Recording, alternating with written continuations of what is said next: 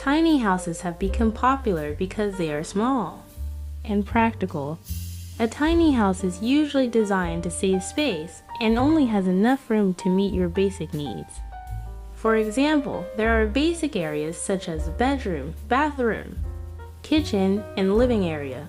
Tiny houses are usually built outside of residential areas, in wooded areas, or in natural areas. This allows you to enjoy a calm natural environment, while also saving energy. Tiny houses can also be set up and moved wherever you want. As they are portable, this is a great option for those who love to travel. Finally, tiny houses can be an attractive option for those who want to own a house, as they are more affordable. Tiny houses are often built using environmentally friendly materials.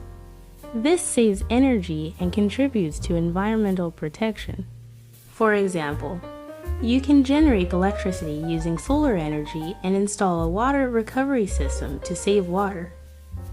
Also, because tiny houses are often built using fewer materials, less waste is created in the production process. Tiny houses also require less land use. As they require less space, this contributes to the protection of natural areas or forests.